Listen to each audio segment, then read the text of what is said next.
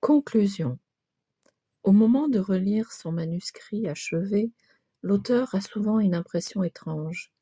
Il lui semble avoir trop peu parlé de ce qu'il s'était promis au départ. Je me trouve moi aussi dans cette situation. Les thèmes abordés sont souvent si vastes que chacun d'eux mériterait d'être traité de manière bien plus ample. Cette fois également, j'ai essayé de rester dans les limites de la discrétion.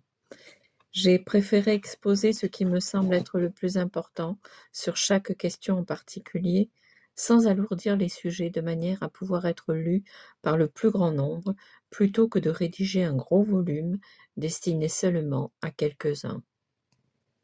Je crois et j'espère que beaucoup de questions, même si je n'y ai fait qu'une brève allusion, encourageront le lecteur à les approfondir par d'autres études.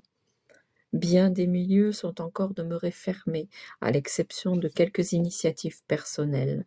J'aurais voulu entrer dans les séminaires et les universités pontificales, notamment pour suggérer des thèmes qui exigent une étude patristique et historique que personne jusqu'à présent n'a faite. L'avenir est dans les mains de Dieu. Qu'il me soit permis de dire que je suis conscient d'offrir au lecteur de ce livre un travail riche, au contenu souvent original.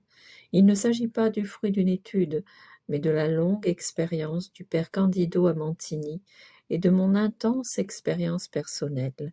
Je précise qu'en près de 7 années, j'ai fait plus de 20 000 exorcismes. Beaucoup d'observations, de problèmes, de difficultés et de tentatives de solutions exposées dans ce livre n'ont jamais été mis par écrit précédemment. Je serai particulièrement reconnaissant de l'écho que je recevrai de la part de mes confrères exorcistes. De toute façon, je crois avoir rendu un service et si le Seigneur le veut, je continuerai d'approfondir ces recherches. À la fin de l'ouvrage, le père Amorth propose des prières de délivrance de l'esprit du mal. Je vous les affiche à l'écran et je vous remercie pour votre écoute.